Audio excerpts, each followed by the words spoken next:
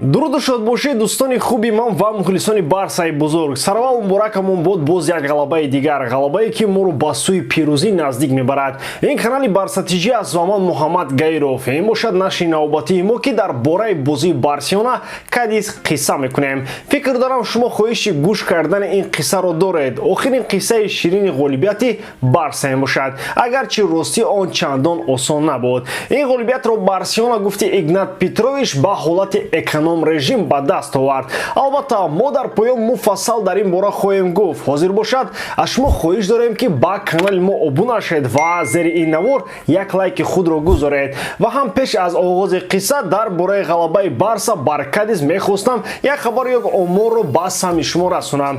Ин омор низ аслан ба ҳамин бозии дишаба рабт дорад. Гап сари ин ки Барселона баъди ин ғалаба рекорди худро дар сар додани голҳо дар 22 бозӣ нав кард. Чунончи медонем каталониё то ин давр ҳамагӣ 7 гол сар доданд ки ду дағдағаи Тер Штеген то осмони ҳафтум расидааст. Албатта дар ин ҷо хизмати дарвозабони олмонӣ хеле калон аст, аммо хизмати хатти дифоъро ҳам бояд аз ёд набарорем. Рекорди қаблии Барса бошад дар 22 бозӣ 9 голро ташкил мекард. Акнун дар бораи як омори дигар баъди ғалаба бар Кадис силсилаи бозиҳои бебохти Барселона ба 18 расид. То имрӯз онҳо 16 маротиб ғолиб омада фақат 2 маротиб мусовӣ карданд. Бо баъзан аз футболдонҳо мегӯянд ки хави тренер нест. Ин оморҳо ба ӯ тааллуқ доранд ё ин ки ба бобои ғулом. Блогеранҳо ҳанӯз 26 октябри соли гузашта аз Бавария шикаст хӯрда буданд. Дар Ла Лига бошад Барселона 7 ғалабаи пайҳам дошта ҳамагӣ як гол ба дарвозаи худ сар додааст. Фикр дорам ин омор кифоя аст ки сари ягон баҳсу суҳбат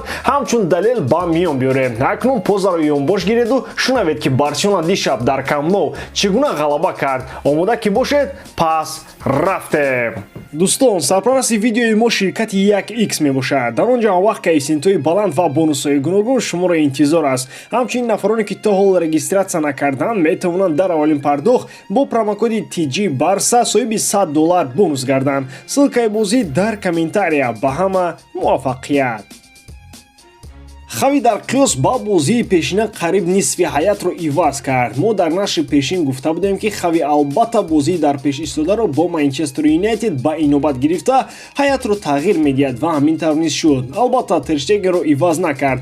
Араухо 5 корти зар гирифта дисквалификатсия буд ва ба ҷои ӯ Эри Гарсияро ба майдон овард. Балде, Кристенсен ва Кунде бошанд ӯро дар ин кор кӯмак карданд. Миёнаи майдонро ин маротиб Серхи Роберто, Гави ва Френки де Йонг пурра карданд. Чунончи мо гуфтем ин маротиб эҳтимолияти ба майдон омадани Ансу Фати ва Ферран Торрес аз дақиқаи аввал хело зиёд аст ва онҳо ба майдон омада Левандовскиро дар ҳуҷумҳо кӯмак карданд. Шояд бисёриҳо фикр мекарданд ки Барселона гуфти ӯ гапҳо катком аз болои Кадис мегузарад, аммо ин Кадис ҳамон Кадиси мавсимҳои гузашта буд ки ба Барса як олам мушкилӣ пеш овард. Ин маротиб низ Кадис тавонист ба Барселона проблема кунад ва ҳатто онҳо як гол низ заданд, аммо ба бахти Барса голро вар бекор кард. Баъди ин голи бекоршуда Барселона ба ёд овард ки Кадис бачаи ҷайра нест ва бо ӯ просто так бозӣ карда намешавад. Бояд зер карду зер. Ба Барселона муяссар шуд ки воқеан ҳам Кадисро зер кунад. Пардаи қисми якуми пӯшида мешуд ва бисёре аз бозингарон дар фикри ҷо гирифтан дар утоқи либоскашӣ буданд ки мисли Тундари Баҳорӣ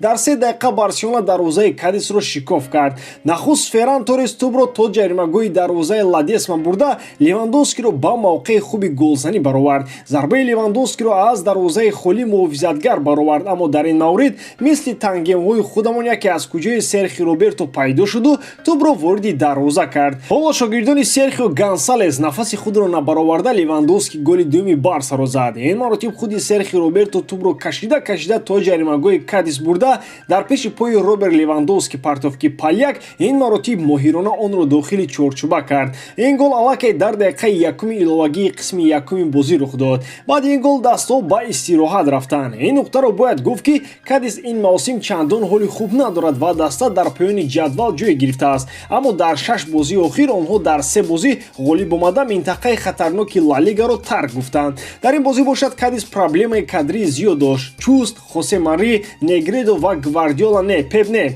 ҷароҳат доштанду Эспино бо иллати корти сарборӣ дар ин бозӣ ширкат карда натавонист. Аммо фикр дорам бо будани ин бачаҳо ҳам ба Барселона барселона чандон мушкилии сахт пеш намеомад.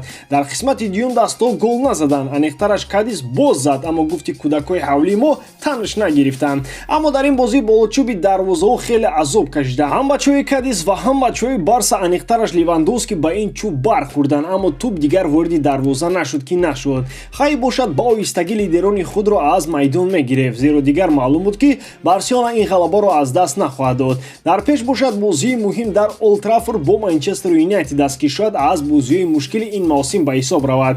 ӯ нахуст Фрэнк де Йонгро дар дақиқаи 69 ва баъдан дар дақиқаи 74 Роберт Левандовскиро гирифта Фрэнк Кесси ва Рафиняро ба майдон овард. агар Ансу Фатиро яке аз лидерони барса ҳисоб кунем, пас хави ӯро дар охири бозӣ иваз карда Анхел Аларконро ба бозӣ даровард. аммо то ин вақт кадис аллакай байрақи сафед бардошта аз капитулятсияи худ дарак дода буд. садои уштаки довар Пабло Гонсалес Фуэртес аз ғолибияти навбатии Барселона дар Ла Лига дарак дод. беҳтарин бозингари бозӣ бошад Ферран Торрес дониста шуд. боз як хело мегӯянд ки ин ҳами бача бозӣ карда наметавонад. метонистае ку акнун Барселона боз ҳамон бартарии 8 холро аз Реал таъмин карда бо оромӣ ба бозӣ бо Манчестер омодагӣ мебинад. албатта дар Англия мо тамоман ҳайати дигарро мебинем ва он ҷо албатта Араухо ва бо эҳтимоли зиёд Алба ва Алонсо ҳамчун нафарони таҷрибадор ва Англияро медонистагӣ ба майдон меоянд. аммо бар тибқи гуфтаи мақоли тоҷикӣ то омадани кунда табар меосояд. то рӯзи 23 ё аниқтара шаби 23 ба 24 феврал ки барса дар Англия бозӣ мекунад вақт ҳаст. мо ҳатто метавонем то оғози бозӣ аз тӯҳфаҳои харидаи хонумҳои худ кайфият барем. рости ҳами занакҳо дар ҳамин рӯз фақат наскиву майкаи 20 сомона тӯҳфа мекунанду дар 8 март духии 200 сомона интизор мешаванд. мегузор чунин бошад. аммо агар ҳамин шаб барса мо мардҳоро ба рӯзамон табрик кунад, нур болои нур. барои имрӯз тамом. бигзор кори ҳамаи шумо барор гирад. ба ҳамаатон таъби болида таманно дорам. худоёру муҳаммад ҳамроҳатон.